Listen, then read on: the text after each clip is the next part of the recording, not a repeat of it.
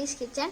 ഇന്ന് ഞാൻ ഉണ്ടാക്കുന്നത് വായിലിട്ടാൽ അലിഞ്ഞു പോകുന്ന ഒരു കിണ്ണത്തപ്പത്തിൻ്റെ റെസിപ്പിയാണ്. കിണ്ണത്തപ്പം 3 രീതിയിൽ ഉണ്ടാക്കാം. മലബാർ സ്റ്റൈലിൽ ശർക്കര ചേർത്തുണ്ടാക്കാം, തൃശ്ശൂർ സ്റ്റൈലിൽ മുട്ട ചേർക്കാതെ ഉണ്ടാക്കാം. പക്ഷെ ഞാൻ ഇന്ന് ഉണ്ടാക്കുന്നത് മുട്ടയും പഞ്ചസാരയും ചേർത്തുള്ളൊരു സോഫ്റ്റ് ആൻഡ് സ്പോഞ്ചി കിണ്ണത്തപ്പത്തിൻ്റെ റെസിപ്പിയാണ്. ഈ വീഡിയോ മുഴുവനും കാണണം, ലൈക്ക് ചെയ്യണം, ഷെയർ ചെയ്യണം, സബ്സ്ക്രൈബ് ചെയ്യണം. വട്ടയപ്പത്തിൻ്റെ റെസിപ്പി താഴെ ഡിസ്ക്രിപ്ഷൻ ബോക്സിൽ കൊടുത്തിട്ടുണ്ട്, ആ വീഡിയോയും കാണണേ. ഇനി നമുക്ക് കിണ്ണത്തപ്പം എങ്ങനെയാണ് ഉണ്ടാക്കുന്നതെന്ന് നോക്കാം. ആദ്യം അതിന് വേണ്ടിയുള്ള ഇൻഗ്രീഡിയൻസ് എന്തൊക്കെയാണെന്ന് നോക്കാം. ഇതിന് 1 കപ്പ് ബസ്മതി അരി വേണം. ബസ്മതി റൈസിന് പകരം നിങ്ങൾക്ക് വേണമെങ്കിൽ പച്ചരി വേണമെങ്കിലും എടുക്കാം. പക്ഷെ ഞാൻ ഉണ്ടാക്കിയതിൽ എനിക്ക് ഏറ്റവും ഇഷ്ടപ്പെട്ടുള്ള ബസ്മതി അരിൻ്റെ ടേസ്റ്റാണ്. 2 കപ്പ് തേങ്ങാപ്പാൽ വേണം. ഇത് നല്ല പച്ച വിളഞ്ഞ തേങ്ങ വേണം എടുക്കാൻ. ഞാൻ ഇപ്പം തേങ്ങൻ്റെ 1-ാം പാലാണ് എടുത്തേക്കുന്നത്. ഇനി 2 മുട്ട വേണം. റൂം ടെമ്പറേച്ചറിലായിരിക്കണം മുട്ട. 1.25 കപ്പ് പൊടിച്ച പഞ്ചാര വേണം. അത് മധുരത്തിനനുസരിച്ച് മാറ്റാം. പിന്നെ കുറച്ച് ഐസ് ക്യൂബ്സ്, 1/4 ടീസ്പൂൺ ജീരകപ്പൊടി വേണം. 1 ടീസ്പൂൺ ഏലക്കാപ്പൊടി വേണം. മുട്ടേൻ്റെ മണം ഒന്ന് ബാലൻസ് ചെയ്യാനും ഒരു ഫ്ലേവർ കിട്ടാനും വേണ്ടിയാണ് ഏലക്കാപ്പൊടി. പിന്നെ ഉപ്പ് വേണം. ഉപ്പ് ആവശ്യത്തിനാണ്. ഏത് മധുരമുള്ള സാധനമായാലും നമുക്ക് ഒരു പിഞ്ച് ഉപ്പ് ചേർക്കണം. ഇനി കുറച്ച് കാഷ്യൂ നട്ട്സും റീസിൻസും വേണം. ഡെക്കറേഷന് വേണ്ടിയാണ്. ഇത് ഓപ്ഷനിലാണ്, നിങ്ങൾക്ക് വേണമെങ്കിൽ ചേർത്താൽ മതി. ഇനി നമുക്ക് ആദ്യത്തെ സ്റ്റെപ്പ് എന്ന് പറയുന്നത് അരി കഴുകണം. ഇനി നമുക്ക് അരി എങ്ങനെയാണ് കഴുകുന്നതെന്ന് നോക്കാം.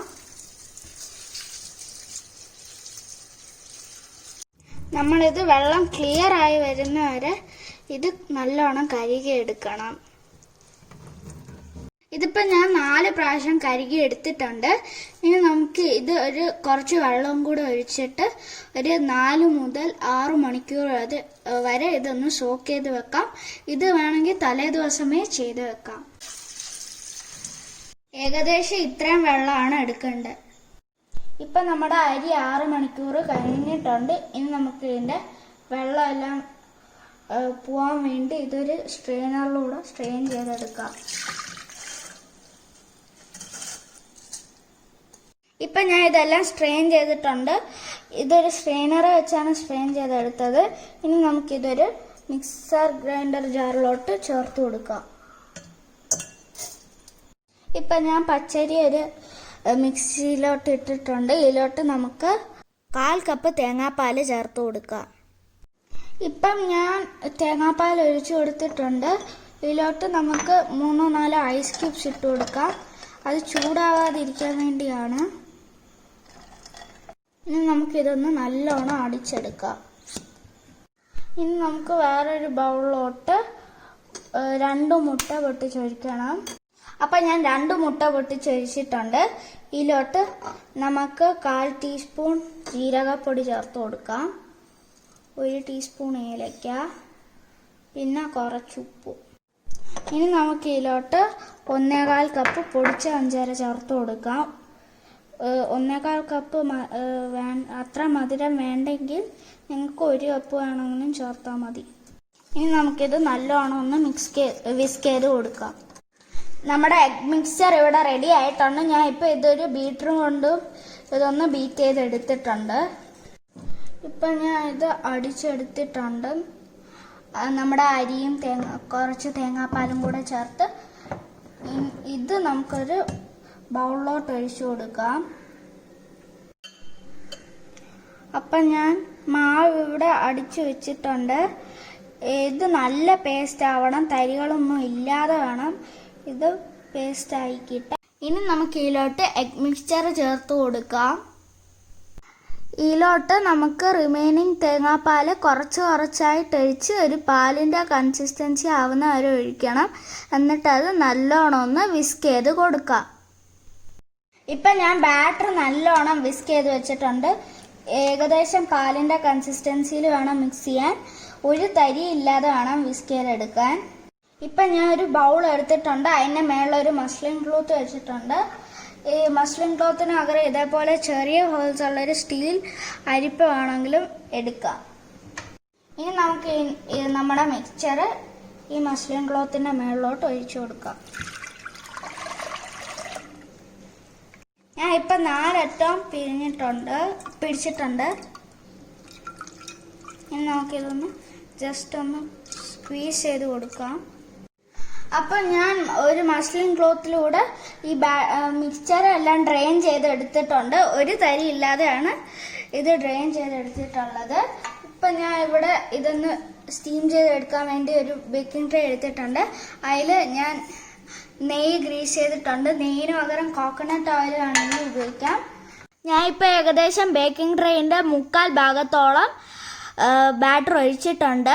ഇപ്പം ഇതിലോട്ട് കാഷ്യൂ നട്ട്സും റൈസിൻസും ഇട്ട് കൊടുക്കല്, കാരണം ഇപ്പം ഇട്ടാൽ ഇത് മുങ്ങിപ്പോവും. ഇത് 2 മെത്തേഡിൽ സ്റ്റീം ചെയ്തെടുക്കാം. ഇതേപോലത്തെ ഒരു സ്റ്റീമർ അല്ലെങ്കിൽ ഒരു കടായി എടുത്തിട്ട് അതിലോട്ട് കുറച്ച് വെള്ളം ഒഴിച്ചിട്ട് അതിലോട്ടൊരു റിങ് അല്ലെങ്കിൽ ഇതേപോലത്തെ ഒരു തട്ട് ഇറക്കി വെച്ച് കൊടുക്കാം. നിങ്ങൾക്കിത് 2 രീതിയിൽ ചെയ്യാം. ഒന്നെങ്കിൽ ഞാൻ ഇപ്പോൾ ചെയ്യുന്ന പോലെ ബേക്കിംഗ് ട്രേയിലോട്ട് ബാറ്റർ ഇറക്കി വെച്ച് ചൂടാവുമ്പോഴേക്കും അതിലോട്ട് ഇറക്കി വെക്കാം. അല്ലെങ്കിൽ നിങ്ങൾക്ക് ബേക്കിംഗ് ട്രേ അവിടെ സ്റ്റീം ചെയ്യാൻ വെച്ചിട്ട് അതിലോട്ട് ബാറ്റർ ഒഴിച്ച് കൊടുക്കുക. എന്നിട്ട് നമുക്കിതൊരു ലിഡ് അല്ലെങ്കിൽ ഒരു അലുമിനിയം ഫോയിൽ കൊണ്ട് കവർ ചെയ്തിട്ട് വേണമെങ്കിൽ സ്റ്റീം ചെയ്തെടുക്കാം. പക്ഷെ ഞാൻ ഇപ്പോൾ അത് ചെയ്യുന്നില്ല, കാരണം ഞാൻ നട്ട്സും റേസിൻസും ഇടുന്നുണ്ട്. വെള്ളം ഹീറ്റായി വരുന്നത് വരെ നമുക്കിത് മീഡിയം ഫ്ലെയിമിൽ വെക്കാം. അത് കഴിഞ്ഞ് നമുക്ക് ലോ ഫ്ലെയിമിലോട്ട് മാറ്റാം. ഏകദേശം 10 മിനിറ്റ് കഴിഞ്ഞിട്ടുണ്ട്. ഇനി നമുക്ക് കാഷ്യൂ നട്ട്സും റൈസിൻസും ഇതിലോട്ടിട്ട് കൊടുക്കാം. ഇനി നമുക്കിത് അടച്ചു വെക്കാം. ഇത് അടയ്ക്ക് വെള്ളം കുറവാണെങ്കിൽ കുറച്ച് വെള്ളം കൂടെ ചേർത്ത് കൊടുക്കാം. ഇപ്പൊ ഇത് 40 മിനിറ്റ്സ് ആയിട്ടുണ്ട്. ഇനി നമുക്ക് ഇതിന്റെ സെന്ററിലൊന്ന് കുത്തി നോക്കാം ഒരു ടൂത്ത് പിക്ക് കൊണ്ട്. ഇത് ക്ലീൻ ആയിട്ട് വരണം. അപ്പൊ ഇത് ക്ലീൻ ആയിട്ട് വന്നിട്ടുണ്ട്. നമ്മുടെ കിണ്ണത്തപ്പം ഇവിടെ കുക്കായിട്ടുണ്ട്. ഇത് നമുക്ക് ഫ്രിഡ്ജിൽ വെച്ച് വേണമെങ്കിലും കഴിക്കാം. ഫ്രിഡ്ജിൽ വെച്ച് കഴിക്കുകയാണെങ്കിലും അത് കുറച്ചുകൂടെ കട്ടിയാവും, എന്നാലും സോഫ്റ്റ് ആയിരിക്കും. ടേസ്റ്റും അതേപോലെ തന്നെ ആയിരിക്കും. അപ്പൊ ഞാൻ ഇപ്പൊ കിണ്ണത്തപ്പം തണുത്തിട്ടുണ്ട്. ഇനി നമുക്ക് ഇതൊരു പ്ലേറ്റിലോട്ട് മാറ്റിയിട്ട് സെർവ് ചെയ്യാം. അപ്പൊ നമ്മുടെ കിണ്ണത്തപ്പം ഇവിടെ റെഡി ആയിട്ടുണ്ട്. ഈ വീഡിയോ ഇഷ്ടമാണെങ്കിൽ ലൈക്ക് ചെയ്യണം, ഷെയർ ചെയ്യണം, സബ്സ്ക്രൈബ് ചെയ്യണം. മറ്റൊരു നല്ല ഡിഷായിട്ട് വീണ്ടും കാണാം. So this is Santa signing off. Bye.